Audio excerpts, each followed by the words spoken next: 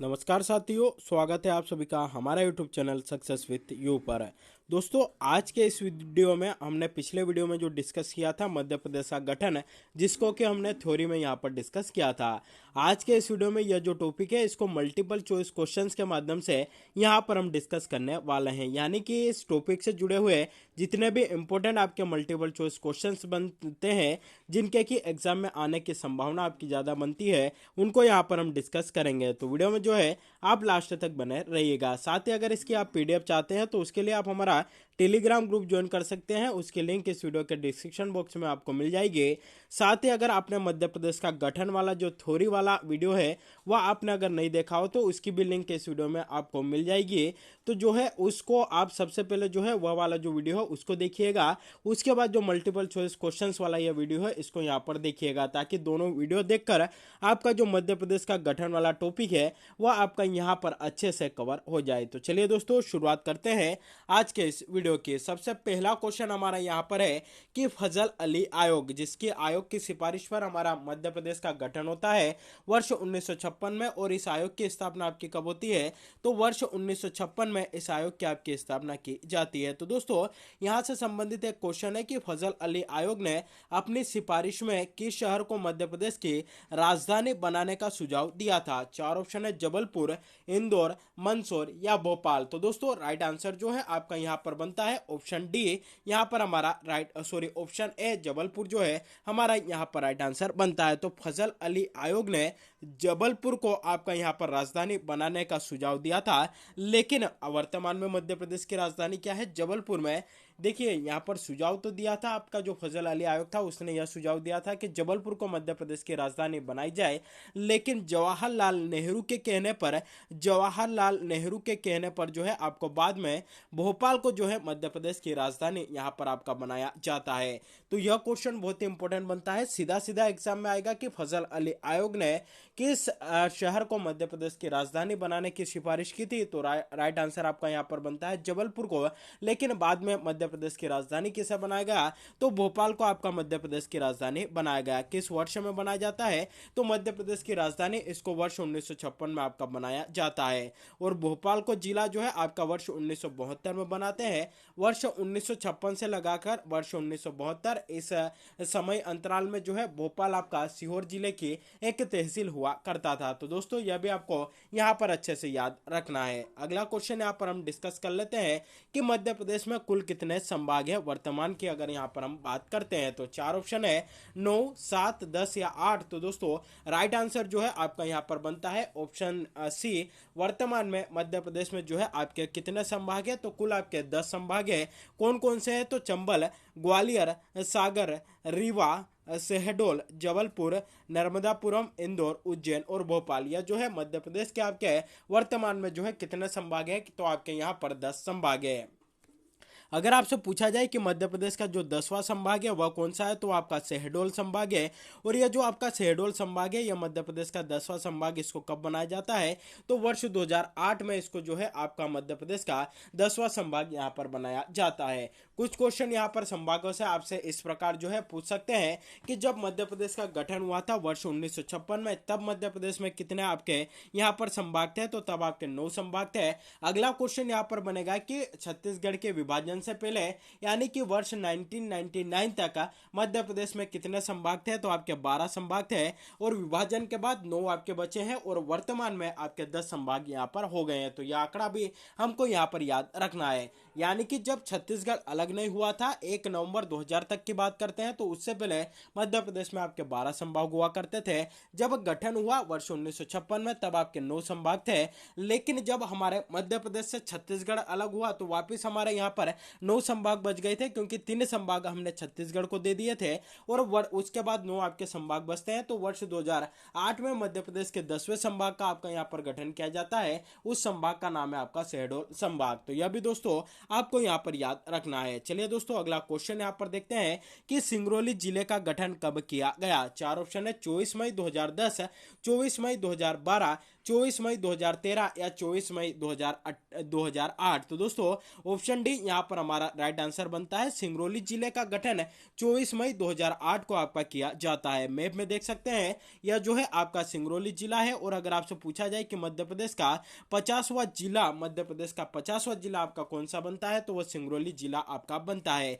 सिंगरौली जिले को ही जो है, सिंगरौली को ही जो है मध्य प्रदेश की ऊर्जा राजधानी भी आपका कहा जाता है। तो इसको भी जो है दोस्तों आपको यहाँ पर अच्छे से याद रखना होगा। चलिए दोस्तों अगला क्वेश्चन यहाँ पर हमारा डिस्कस कर लेते हैं कि वर्ष 2008 में मध्य प्रदेश में 2 नए जिले गठित किए गए थे, उनकी पहचान हमें यहाँ पर करनी है। तो अभी हाल ही में हमने एक डिस्कस किया कि 24 मई 2008 को सिंगरौली जिले का गठन आपका किया जाता है। इसके अलावा एक और जिला जो है आपका वर्ष 2008 में बनता है, वह जिला आपका कौन सा था, तो पहले ऑप्शन देख लेते हैं। ऑप्शन डी सिंगरौली और अलीराजपुर यहाँ पर हमारा राइट आंसर बनता है। तो देखिए दोस्तों सिंगरौली को तो हमने यहाँ पर डिस्कस कर लिया कि जो है इसका गठन आपका कब होता है, तो इसका गठन आपका 24 मई को होता है।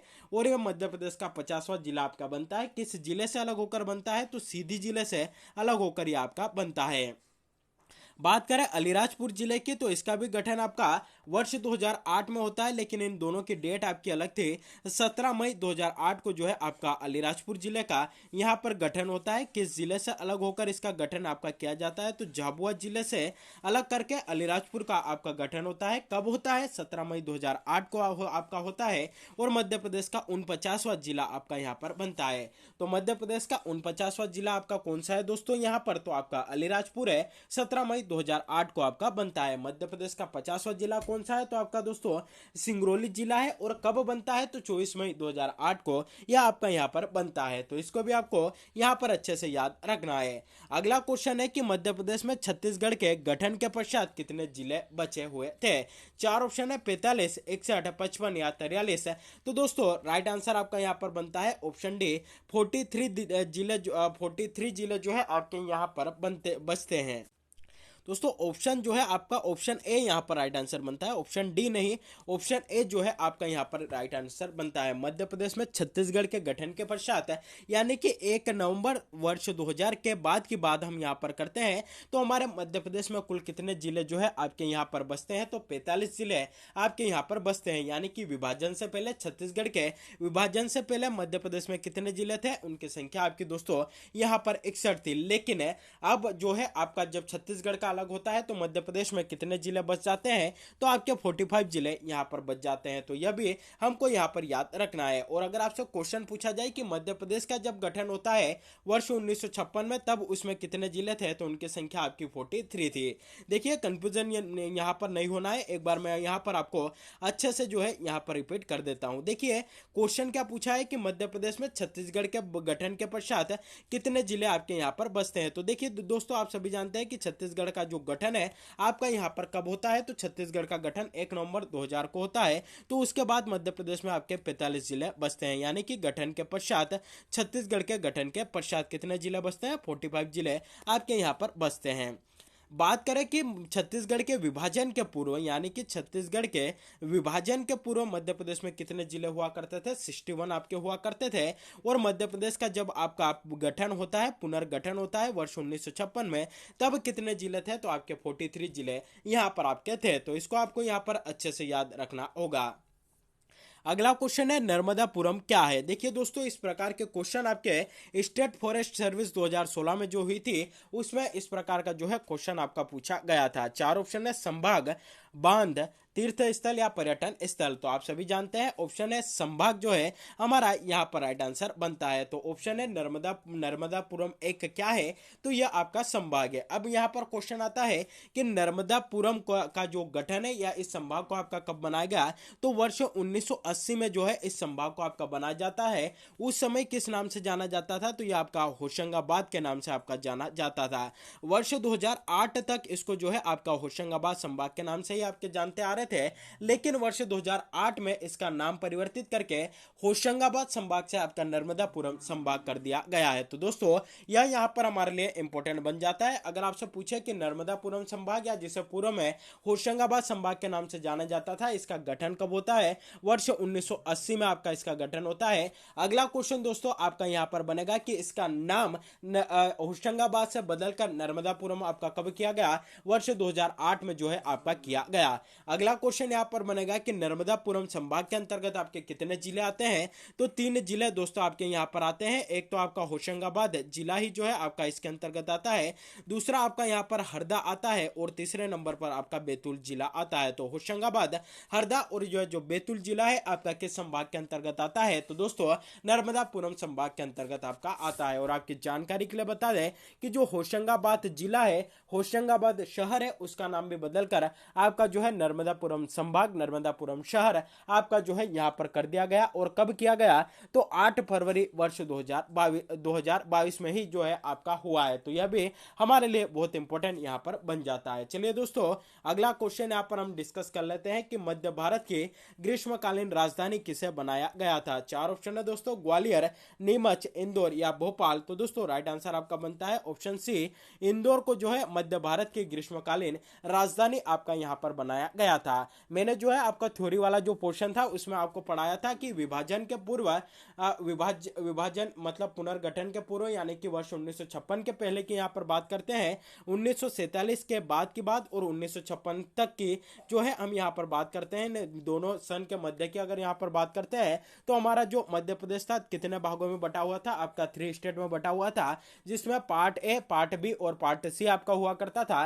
पार्ट ए की राजधानी आपकी नागपुर थी, पार्ट बी की राजधानी जो है आपके यहाँ पर इंदौर और ग्वालियर आपकी यहाँ पर हुआ करती थी। तो ग्रीष्मकालीन राजधानी आपकी यहाँ पर इंदौर थी और शीतकालीन राजधानी आपकी यहाँ पर क्या थी? तो ग्वालियर थी। और जो स्टेट सी था, पार्ट सी था, उसकी राजधानी आपकी जो है यहाँ पर क्या हुआ करती थी? तो उसकी राजधानी आपकी रीवा हुआ करती थी। तो इसको भी आपको यहाँ पर अच्छे से याद रखना होगा। चलिए दोस्तों अगला क्वेश्चन 8वें नंबर का क्वेश्चन देखते हैं कि स्वतंत्रता के पश्चात मध्य प्रदेश को कितनी श्रेणियों में आपका बांटा गया था? यानी कि 1947 के बाद की यहाँ पर हम बात करते हैं तो मध्य प्रदेश को मुख्यतः आपका 3 श्रेणियों में, 3 पार्ट्स में आपका यहाँ पर डिवाइड किया गया था। कौन कौन से पार्ट थे? तो पार्ट ए जिसके अंतर्गत आपका कौन सा क्षेत्र आता था? तो सेंट्रल प्रोविंसेस, बरार वाला क्षेत्र जो है आपका यहाँ पर आता था। पार्ट ए के अंतर्गत सेंट्रल प्रोविंसेस तथा बरार आपका आता था। पार्ट बी के अंतर्गत जो है आपका जो क्षेत्र आता था उसको मध्य भारत के नाम से जानते थे, और पार्ट सी के अंतर्गत जो आपका क्षेत्र आता था उसको विंध्य प्रदेश के नाम से आपका यहां पर जाना जाता था। यानी कि अगर आपसे पूछा जाए कि स्वतंत्रता के पश्चात मध्य प्रदेश को कितने भागों में आपका विभाजित किया गया था, तो इसको आपका 3 पार्ट्स में जो है आपका डिवाइड यहां पर किया था, जो कि हमारे लिए बहुत ज्यादा इंपॉर्टेंट बनता है। अगर पार्ट ए की बात करें तो उसको किस नाम से जानते थे? सेंट्रल प्रोविंसेस और बरार, राजधानी आपकी नागपुर थी। जो पार्ट बी था उसको मध्य भारत के नाम से जानते थे, उसकी ग्रीष्मकालीन राजधानी आपके इंदौर थी और शीतकालीन राजधानी आपके ग्वालियर हुआ करती थी। और पार्ट सी को आपका विंध्य प्रदेश के नाम से आपका जाना जाता था। इसकी राजधानी आपकी क्या थी? तो इसकी राजधानी आपकी यहाँ पर रीवा थी। इसको मैप के जरिए भी जो है आप यहाँ पर अच्छे ढंग से समझ सकते हैं। चलिए दोस्तों अगला क्वेश्चन हमारा यहाँ पर है कि भोपाल राज्य का प्रथम मुख्यमंत्री किसे नियुक्त आपका किया गया था? देखिए भोपाल को आपका 1 जून 1949 को जो है पार्ट सी के अंतर्गत आपका मिलाया जाता है। उसके पहले हमारा भोपाल जो था एक स्वतंत्र रियासत जो है आपका यहाँ पर हुआ करता था। तो इसको भी, यह भी हमारे लिए इंपॉर्टेंट बनता है। तो भोपाल राज्य का प्रथम मुख्यमंत्री किसे नियुक्त किया गया था? 4 ऑप्शन है, पंडित रविशंकर शुक्ला, श्री के.पी. भार्गव, श्री उमराव सिंह या शंकर दयाल शर्मा। तो ऑप्शन डी शंकर दयाल शर्मा यहाँ पर हमारा राइट आंसर बनता है। तो ऑप्शन डी यहाँ पर हमारा राइट आंसर बन जाता है। भोपाल राज्य का प्रथम मुख्यमंत्री किसे नियुक्त किया था? तो दोस्तों शंकर दयाल शर्मा को आपका यहाँ पर नियुक्त किया गया था। चलिए अगला क्वेश्चन यहाँ पर देखते हैं कि नर्मदापुरम किस संभाग का नाम है? हाल ही में हमने इससे जुड़ी जो है जानकारी डिस्कस की है कि होशंगाबाद का जो नया नाम है आपका नर्मदापुरम है, और नर्मदापुरम इसका नाम कब किया गया? वर्ष 2008 में इसका नाम आपका किया जाता है। इसके अंतर्गत कितने जिले आते हैं, तो 3 जिले आपके आते हैं। कौन कौन से? होशंगाबाद, बैतूल और हरदा, 3 जिले जो है आपके इसी के अंतर्गत यहाँ पर आते हैं। साथ ही दोस्तों होशंगाबाद से जुड़ी एक और जानकारी जो है आपको यहाँ पर याद रखना है कि यहाँ का जो है एक राष्ट्रीय उद्यान आपका स्थित है जिसका नाम है सतपुड़ा राष्ट्रीय उद्यान, जो कि आपका यहीं पर स्थित है। और इसी को यूनेस्को की विश्व धरोहर सूची में यूनेस्को की विश्व धरोहर की जो अस्थायी सूची है उसमें इसको आपका यहाँ पर शामिल किया गया, संभावित सूची में इसको आपका यहाँ पर शामिल किया गया है। तो यह भी हमारे लिए इंपॉर्टेंट बन जाता है, यानी कि यूनेस्को की जो संभावित धरोहर की सूची आपकी जारी की गई थी जिसमें संभावित धरोहर यानी कि आने वाले समय में उसको यूनेस्को की धरोहर में आपका शामिल किया जा सकता है, तो उसकी जो संभावित सूची थी उसमें सतपुड़ा राष्ट्रीय उद्यान को आपका शामिल किया गया। और किस जिले के अंतर्गत आता है, तो वो आपका होशंगाबाद जिले नर्मदापुरम शहर के अंतर्गत आपका आता है।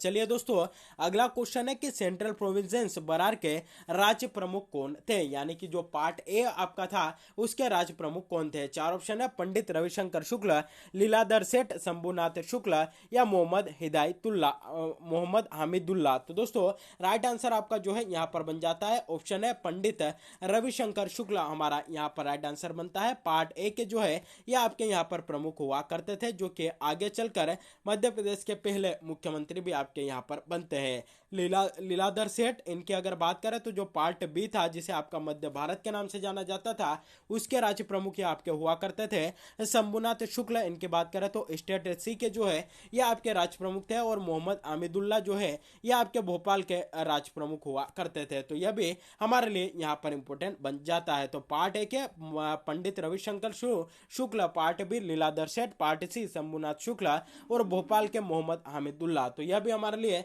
बहुत ज्यादा इंपॉर्टेंट यहाँ पर बन जाता है। अगला क्वेश्चन है कि किस आयोग की सिफारिश पर मध्य भारत, मध्य प्रांत और विंध्य प्रदेश तीनों क्षेत्रों को मिलाकर मध्य प्रदेश का गठन किया गया था। यानी कि सीधा सीधा यहाँ पर अगर इस क्वेश्चन को अगर हम सिंपल करने की कोशिश करें तो यहाँ पर यह पूछा जा रहा है कि मध्य प्रदेश का गठन किस आयोग की सिफारिश पर आपका किया गया था। 4 ऑप्शन है, चुनाव आयोग, वित्त आयोग, फजल अली आयोग या राष्ट्रीय पिछड़ा वर्ग आयोग। तो ऑप्शन सी आपका फजल अली आयोग यहाँ पर हमारा राइट आंसर बनता है। दोस्तों फजल अली आयोग का गठन आपका कब होता है? वर्ष 1953 में इसका जो है आपका यहाँ पर गठन किया जाता है। इसके प्रमुख जो है आपके कौन होते हैं, यानी कि अध्यक्ष कौन होते हैं? तो फजल अली ही जो है इसके आपके अध्यक्ष होते हैं, इसलिए इस आयोग को फजल अली आयोग के नाम से भी आपका जाना जाता है। इसे राज्य पुनर्गठन आयोग भी जो है आपका यहाँ पर जाना जाता है। और इसके अंतर्गत जो आपके 2 प्रमुख थे कौन कौन थे, तो आपके हृदयनाथ कुंजरू यानी कि HN कुंजरू, साथ ही जो है आपके KM पन्नीकर, हृदयनाथ कुंजरू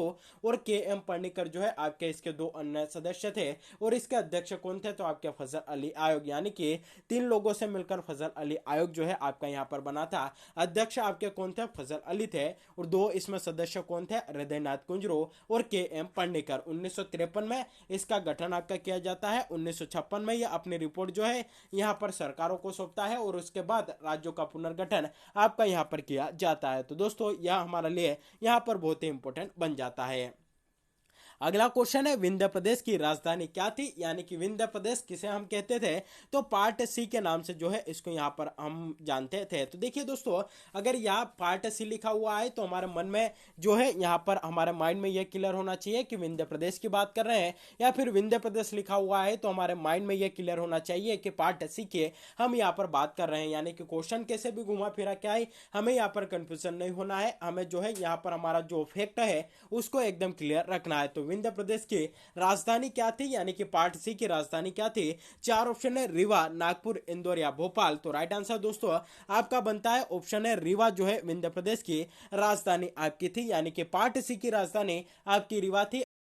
चलिए दोस्तों, अगला क्वेश्चन यहाँ पर हम डिस्कस कर लेते हैं कि मध्य प्रदेश का सबसे नवीनतम जिला आपका कौन सा है, यानी कि मध्य प्रदेश का 52वां जिला आपका कौन सा है। आप सभी जानते हैं मध्य प्रदेश में आपके 52 जिले हैं, तो 52वां जिला कौन सा है? 4 ऑप्शन है, अशोकनगर, निवाड़ी, आगर मालवा या सिंगरौली। तो ऑप्शन बी निवाड़ी यहाँ पर हमारा राइट आंसर बन सकता है, बनता है। मैप में आप देख सकते हैं यह जो रेड कलर वाला है यह आपका निवाड़ी है, यह मध्य प्रदेश का सबसे नवीनतम यानी कि 52वां जिला है। दोस्तों अगर बात करें निवाड़ी की कि इसका गठन जो है आपका कब होता है, तो इसके गठन की जो डेट है वो आपको याद रखना है, 1 अक्टूबर 2018 को जो है इसका गठन आपका किया जाता है। किस जिले से अलग होकर जो है यह आपका बनता है, तो दोस्तों टीकमगढ़ जिले से अलग होकर जो है यह आपका यहाँ पर बनता है। अगला क्वेश्चन दोस्तों जो है आपका यहाँ पर बनेगा, किस संभाग के अंतर्गत आता है, तो यह आपका सागर संभाग के अंतर्गत आता है। ओरछा जो कि एक प्रसिद्ध पर्यटन स्थल है वह आपका किस जिले के अंतर्गत आता है, तो वह भी आपका वर्तमान में निवाड़ी जिले के अंतर्गत आता है। तो यह 4 से 5 प्रमुख बातें निवाड़ी जिले से जुड़ी हुई आपको यहाँ पर याद रखनी है। चलिए अगला क्वेश्चन देखते हैं कि निम्नलिखित में से कौन सा एक संभाग नहीं है। आप सभी जानते हैं मध्य प्रदेश में 10 संभाग है, तो आपके जो ऑप्शन दिए गए हैं इसमें आपका एक संभाग नहीं है, उसको हमें यहाँ पर पहचानना है। बात करें चंबल की, तो यह जो है आपका संभाग है। उज्जैन यह भी आपका संभाग है। चंबल के अंतर्गत जो है आपके कितने जिले आते हैं, तो 3 जिले आते हैं। उज्जैन संभाग के अंतर्गत आपके 7 जिले आते हैं और भोपाल संभाग के अंतर्गत आपके 5 जिले आते हैं। तो यह तो संभाग है, तो ऑप्शन डी मंदसौर जो है हमारा यहाँ पर राइट आंसर बन जाता है। मंदसौर जो है आपका एक संभाग नहीं है बल्कि एक जिला है जो कि आपका उज्जैन संभाग के अंतर्गत आता है। तो यह हमें यहाँ पर याद रखना है कि मंदसौर आपका एक संभाग नहीं है, क्या है यह जो है आपका एक जिला है जो कि उज्जैन संभाग के अंतर्गत आता है। तो मंदसौर जो है हमें यहाँ पर याद रखना है। चलिए दोस्तों अगला क्वेश्चन देखते हैं कि वर्तमान में मध्य प्रदेश में कितने जिले हैं। आप सभी को इसका आंसर बहुत आसानी से पता है, बहुत अच्छे से पता है। राइट आंसर आपका बनता है ऑप्शन बी 52। मध्य प्रदेश में वर्तमान में जो है आपके कितने जिले हैं, तो दोस्तों आपके मध्य प्रदेश में वर्तमान में 52 जिले हैं। 52वां जिला हमने यहाँ पर डिस्कस कर लिया, कौन सा है दोस्तों, निवाड़ी है। कब बनता है, 1 अक्टूबर 2018 को बनता है। किस जिले से अलग होकर बनता है, तो टीकमगढ़ से अलग होकर यहाँ पर बनता है। तो जिलों का गठन जो है किस प्रकार हुआ था उसका भी एक बार यहाँ पर हम रिवीजन कर लेते हैं। जो थ्योरी वाला पोर्शन है उसमें तो मैंने आपको अच्छे से पढ़ाया है, यहाँ भी एक बार उसका रिवीजन कर लेते हैं ताकि हमारे माइंड में वापस से यहाँ पर रिमाइंड हो जाए। तो दोस्तों सबसे पहले बात करते हैं कि वर्ष 1956 में जब मध्य प्रदेश का गठन होता है तो कितने जिले थे, तो आपके 43 जिले यहाँ पर हुआ करते थे। उसके बाद 1972 में आपके 2 जिले बनते हैं, तो टोटल संख्या आपकी 45 हो जाती है। 2 जिले आपके कौन कौन से बनते हैं, तो भोपाल और राजनांदगांव आपके बनते हैं। वहीं देखिए दोस्तों मई 1998 में जो है आपके 10 जिले बनते हैं। तो इस प्रकार जो है संख्या कितनी हो जाती है, मई 1998 में मध्य प्रदेश में जिलों की आपके 55 जो है आपके यहाँ पर जिले हो जाते हैं। वहीं जून 1998 में जो है आपके 6 जिले और बनते हैं। तो इस प्रकार टोटल संख्या विभाजन से पूर्व आपकी कितनी होती है, छत्तीसगढ़ के विभाजन से पूर्व, तो मध्य प्रदेश में कुल जिलों की संख्या आपके 61 यहाँ पर हो जाती है। तो यह जो है आपको यहाँ पर अच्छे से याद रखना है। मई 1998 में जो है किस समिति की सिफारिश पर 10 जिलों का गठन होता है, तो BR दुबे समिति की सिफारिश पर। और जून 1998 में जो 6 जिलों का गठन होता है किस समिति की सिफारिश पर होता है, तो दोस्तों आपका सिंहदेव समिति की सिफारिश पर होता है। तो इसको आपको यहाँ पर अच्छे से याद रखना है। अब बात करते हैं वर्ष 2000 की, यानी कि 1 नवंबर 2000 की। तो 1 नवंबर 2000 को आप सभी जानते हैं हमारे मध्य प्रदेश से जो है आपका छत्तीसगढ़ अलग होकर जो है आपका एक नया राज्य यहाँ पर बनता है। तो स्थिति की बात कर लेते हैं वर्ष 2000 1 नवंबर 2000 के बाद की। तो 1 नवंबर 2000 में जो है मध्य प्रदेश में वापस कितने जिले बच जाते हैं, तो आपके जो है यहाँ पर 45 जिले बच जाते हैं, क्योंकि जो 61 जिले थे उसमें से आपके 16 जिले कहाँ चले गए, तो आपके छत्तीसगढ़ में चले जाते हैं। तो कितने जिले आपके बच जाते हैं, तो हमारे MP में जो है 45 जिले आपके यहाँ पर बच जाते हैं। अब वापस जो है मध्य प्रदेश में जिलों का गठन आपका प्रारंभ होता है।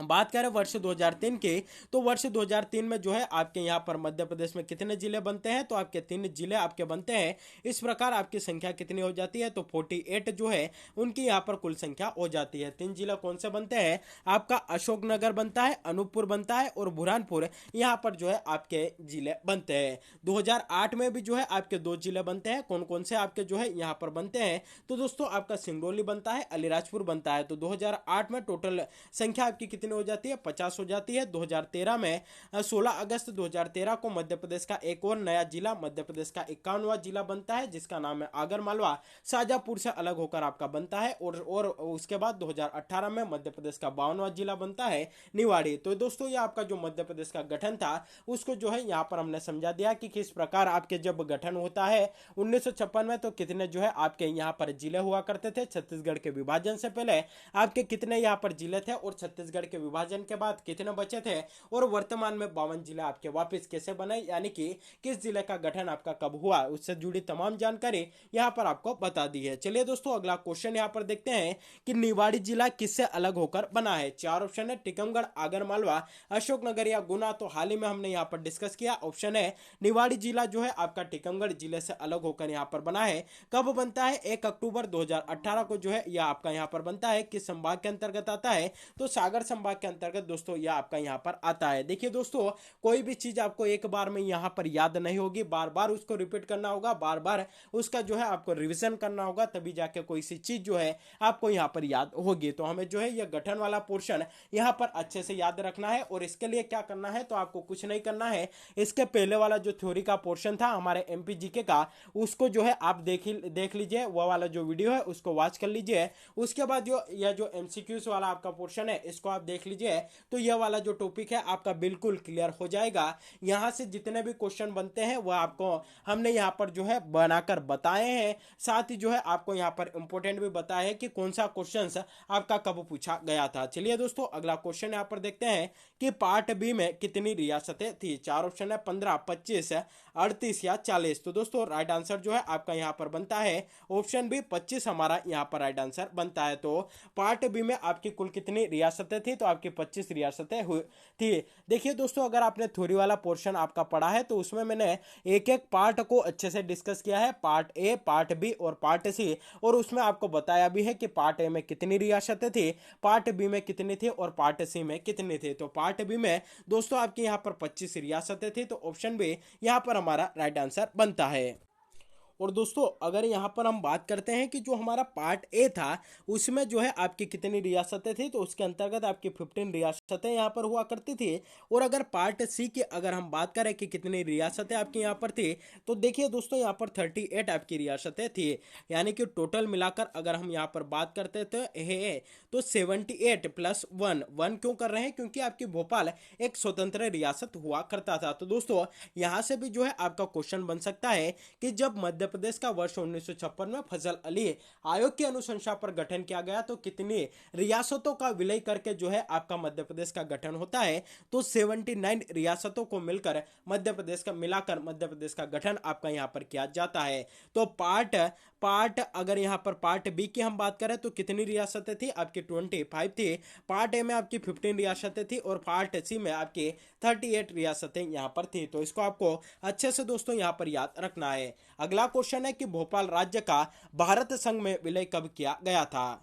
दोस्तों चार ऑप्शन है, 1 जून 1949, 30 अप्रैल 1999, 15 अगस्त 1947 या 1 जून 1948। तो दोस्तों राइट आंसर यहां पर बनता है ऑप्शन है 1 जून 1949 को भोपाल राज्य का भारत संघ में जो है आपका विलय किया गया था। तो ऑप्शन है दोस्तों यहां पर हमारा राइट आंसर बन जाता है। अब दोस्तों यहां पर बात आती है कि इससे पहले यानी कि 1947 से लगाकर 1949 तक आखिरकार भोपाल कहां पर। तो दोस्तों राइट आंसर आपका यहां पर बनेगा कि यह जो है आपकी एक स्वतंत्र रियासत जो है आपका यहां पर हुआ करता था। 1 जून 1949 को भारत संघ में जो है आपका विलय किया जाता है और मध्य प्रदेश के किस स्टेट में किस पार्ट में जो है इसको आपका शामिल किया जाता है, तो पार्ट सी यानी कि जो आपका विंध्य प्रदेश वाला इलाका था वहां पर इसको आपका शामिल किया जाता है। तो दोस्तों यह भी क्वेश्चन हमारे लिए यहां पर इंपॉर्टेंट बनता है। अगला क्वेश्चन है, अजयगढ़ ओरछा रियासत किस भाग में आपकी शामिल थी। चार ऑप्शन है, part A, part B, part C और पार्ट डी। तो दोस्तों राइट आंसर आपका बनता है यह सभी रियासतें